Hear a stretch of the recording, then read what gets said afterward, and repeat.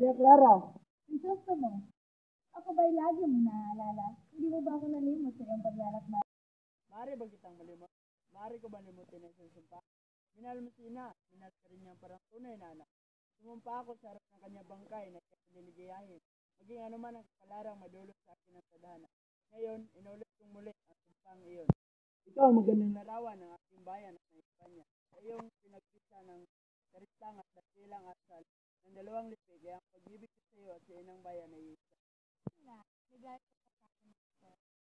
Ginawa mo ko ng daw na puso na bulaklak at nilagay sa aking puso. Kinuha ito ng iyong ina, idinigdig at inihalo sa puso. Natawa ko nang umiyak ka. Tawagin ang ngal ng iyong ina. Hindi mo na ako kinubo nang tayo pauwi.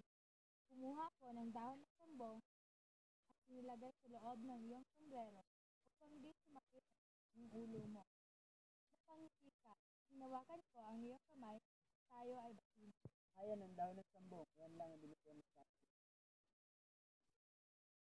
At ito rin ang isang liham na ibinigay mo sa akin ng ikay na mamahal.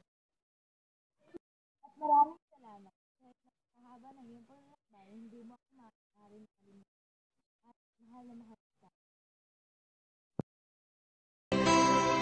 I'm lying alone with my head on the phone. Gusto mo? Sabay lagi mong naalala. Hindi mo ba ako Maaari ba kitang malimot? Maaari ko bang limutin ang diba? Minahal mo si ina, minahal ka ng parang tunay na anak. Sumumpa ako sa harap ng kanyang kahit tayo paligaya. Maging anumang kapalarang idulot sa aking lahat.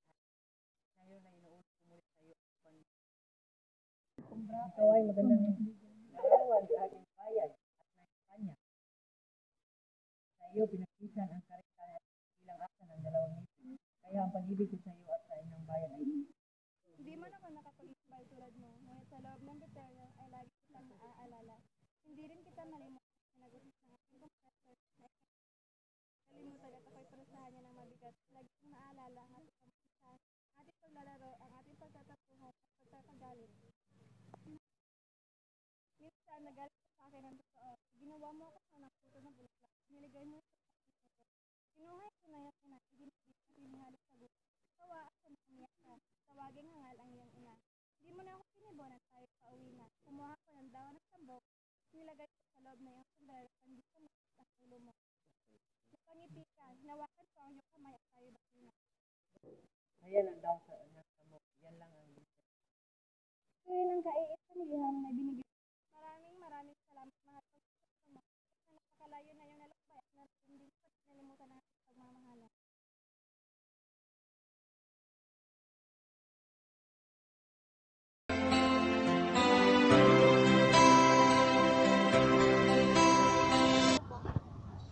Maria Clara, Gusto mo? Ako ba'y lagi mong naalaala? Hindi mo ba ako nalimot sa iyong paglalakbay? maaari ba kitang malimot? Maaari ko bang limutin ang isang sumpa? Minahal mo si ina at minahal ka rin niya parang tunay na anak. Sumumpa ako sa harap ng kanyang bangkay na ikaw liligayahin. Maging ano man ang kapalarang may dulot sa akin ng tadhana. Ngayon, inulit kong muli ang sumpang iyon. Ikaw ang magandang larawan ng aking bayan at ng Espanya. Sa iyong pinagpisa ng karistang at dakilang asal ng dalawang lipi. Kaya ang pag-ibig ko sa iyo at sa inang bayan ay isa. Hindi man ako nakapaglakbay na tulad mo, ngunit sa loob ng miyateryo ay lagi kitang naalaala. Kahit ipinag-utos ng aking professor na ako'y parusahan ng mabigat, lagi kitang malaala. Ang ating kamusmusan, ang ating paglalaro, ang ating pagtatampuhan. Minsan na nagalit ka sa akin ng totoo. Ginawa mo ako ng putong na bulaklak, nilagay ito sa aking ulo. Kinuha ito ng iyong ina at pinistig at hinalo sa buko. Natawa nga ako na ikay umiyak at tawagin na nahihilan. Hindi mo ako kinibunan tayong pauwi na. Kukuha ako ng dahon ng sambong at ilagay ko sa loob ng sombrero upang hindi sumakit ang ulo mo. Napangiti ka at hinawakan ko ang iyong kamay at tayo'y batuhan. Ayan ang daw ng sambong. Yan lang ang binigay mo sa akin. Ito rin ang kaisa-isang liham na binigay mo sa akin ng ikay na maalam. Krisostomo, salamat dahil hindi mo ako nalimutan kahit sa haba ng iyong paglalakbay. Salamat sa iyong pagmamahal kaya muli natin tayo ang ating masayang alaala. Maaari natin ibalik ang ating masayang alaala dahil mahal na mahal rin kita, Maria Clara.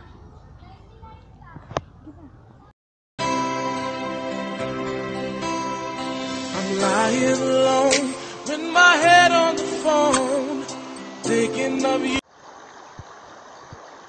Maria Clara! Maria Clara!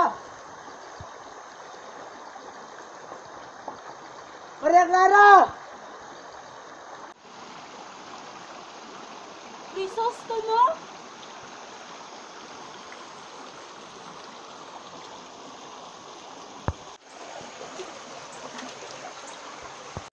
Ako ba'y lagi mong naalaala? Hindi mo ba ako nalimot sa mga panlalakbay mo? Maaari ba kitang malimot? Maaari ko bang limutin ang isang sumpa? Minahal mo sina at minahal ka rin mo parang tunay na anak.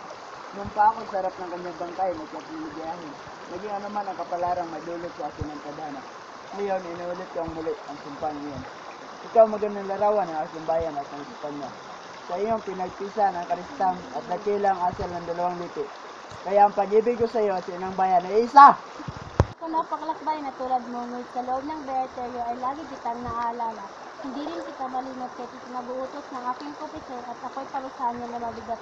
Lagi kong naalala ang ating kamusinsan, ang ating paglalaro, ang ating pagtatapuan at ating pagkakawalitan. Aking totoo, ginawa mo ako noon ng puto ng bulaklak at nilagay mo sa aking ulo.